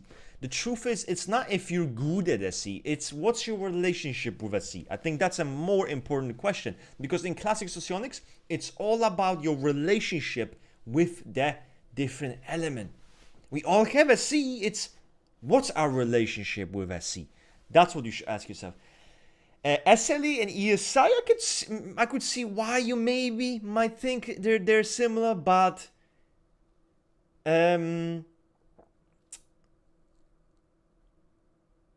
so we have F5, we have SC creative, FI vulnerable, and FI ego. You have 2 FI ego types and 1 FI super ego type.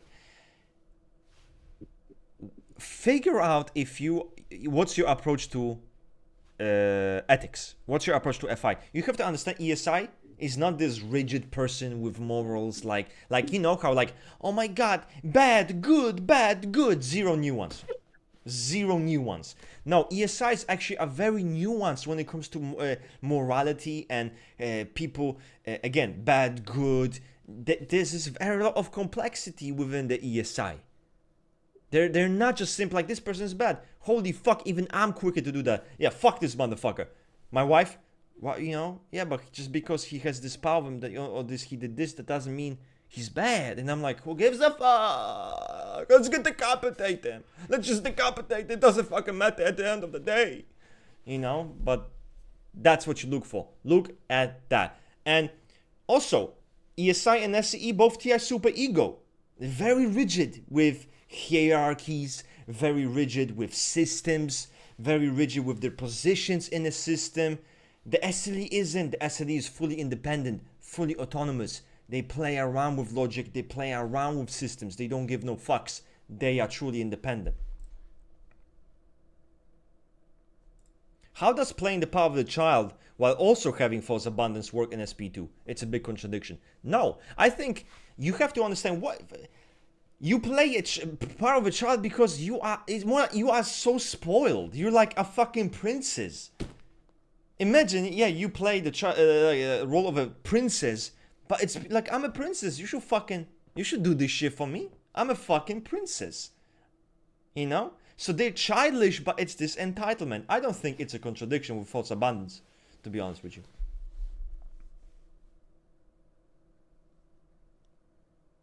Yo, Dark Eden, what's up?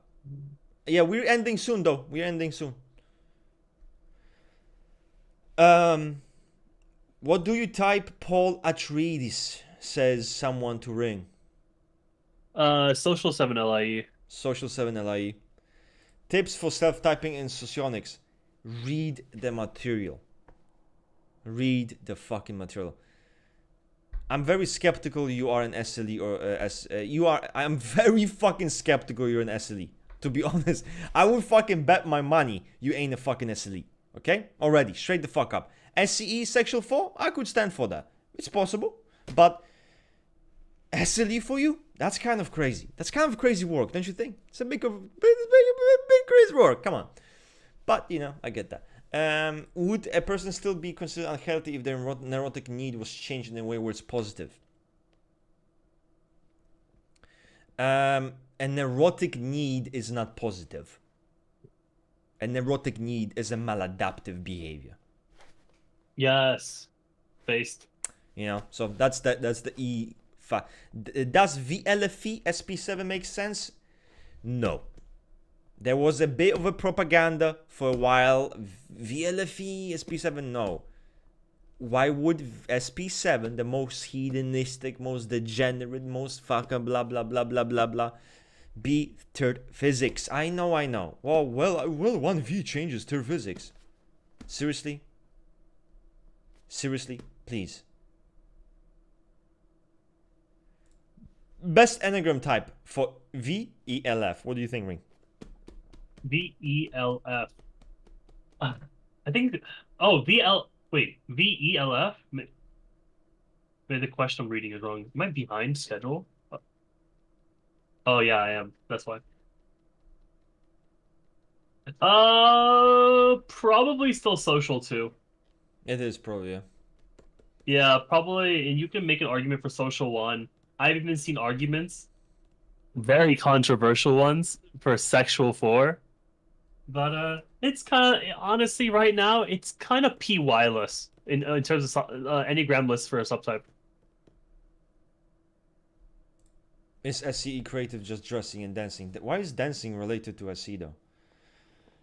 And SC creative isn't about dressing funny. It's about having autonomy. SC creatives are considered the aesthetes within Socionics.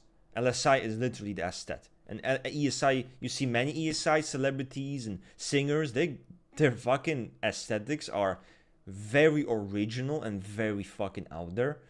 Now, this doesn't mean it have to be out there. You know, it doesn't. But the ESI is very oriented towards how things look.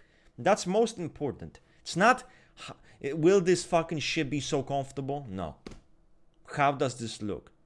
And they are very attuned to what looks good, what doesn't look good. Very oriented to the aesthetics, you know? Very. So, that's what happens.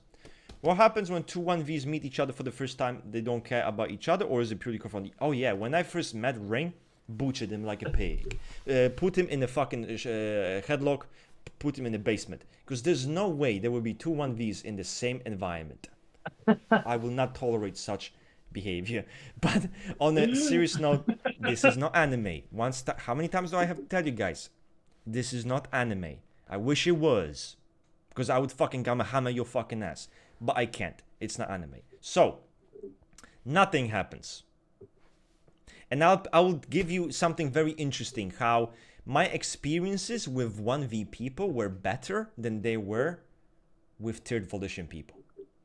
I'm not joking. My experience with third volition people, and I'm not here flaming a placement, okay? But all the individuals I knew that, and the people, 1V people, it was easy. It was easy, and I've realized something. The reason why it's easy, and we can even ignore psychosophy. Look at humans. Is it easier to get along with someone who's very self-affirming, very kind of rigid about their path, about their volition, their self-worth, what they're supposed to do in life, but they're confident? You know, is it easier to get along, to be around someone like that, or is it easier to be around someone who's insecure, kinda jealous and envious of you and how you make him feel? He feels threatened in some way. Like, what do you think? What do you think is easier to get along with? The person who's not gonna cope because you literally fucking were breathing into their fucking direction, right? Right? So that's why 1V actually is much easier to, because if I'm around another 1V, I'm not gonna be envious or jealous or whatever.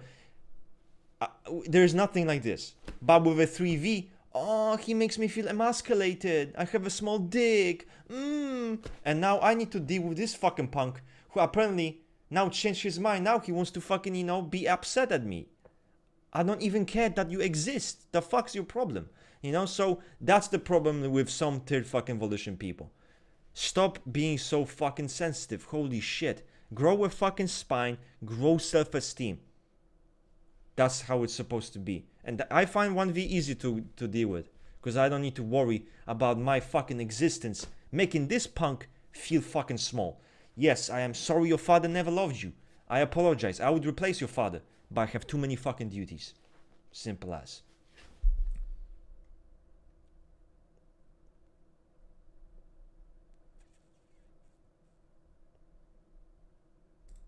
Sexual 1 is hand-tailored. Let's listen to this again. Hand-tailored for 2v1. Oh man, you fucked up. You fucked up. Insistence on other people's behaviors, but sexual 1 consensus is 1v. Insistence on other people's behaviors and paths seems processable anyway. I'm curious about this. Rain, decapitate them. Well, we're already using psychosophy subtypes. That's a red flag. But tell him, you're blue balling me. What is there to say? Sexual 1 is so bad for a passive volition placement. I don't even know where to begin with that. There are so many great options for sexual 1. You have the VFLE, you have VFEL. Some people even try to put VLFE. And my thing is, this is one of the most like aggressive will placement types there are. This is someone who is invasive, hyper controlled, someone who wants to reface the map on their ideals. Like I don't know what else to say about that. And that this is not a passive will But type. this is someone who, listen, he doesn't give a fuck about your cheeks. He has zero care for your cheeks. In fact, he never even used lube. He doesn't give a fuck. And he will fucking go deep. You will probably say no, and he'll still keep doing it. You know why? Because he wants to perfect you. Does that sound like 2V? He wants to impose his will or, you know, other things on you. That's sexual one. That's the true sexual one. Now, by the way, sexual one isn't just about being angry and having high energy. Obviously, I hope some of you fucking turds actually do know that. Okay. All right. So, guys, 2 minutes. We're quit. This flew. I could do this for like 4 hours. This flew. What are your thoughts on Big Five neuroticism and conscious correlation with the same type? I guess you mean conscientiousness. I would say, like with everything, there's a correlation. There's fucking correlation with everything. Like, for example, your fucking shoe size with your dick. I mean, it's legit. You know, fucking read about that. Don't listen to me. Or your hand, actually. So, apparently. But that's obviously been debunked. But Big Five and conscientiousness, there is a correlation, obviously, for sure. There is flexibility within this correlation, 100%. It's not super rigid. There are some things that might be a bit iffy, but in general, it's very flexible. And it makes sense that it's different based from person to person, rather than from type to type. From person to person, think about this, from person to person. You can have an 8 who's more neurotic than the other 8. You can have an 8 who's more extroverted. It's very obvious. It's gonna happen that those things will be there. Now, the kind of extent of how different it is, that does matter, you know. So that there is that case. Rust is wrong. This is anime. Every 1v you meet is an evil conqueror or king, and every 3v you meet is your edge-brooding rival like Sasuke. Oh, fuck. Oh, God, that's fucking funny. You're a funny guy.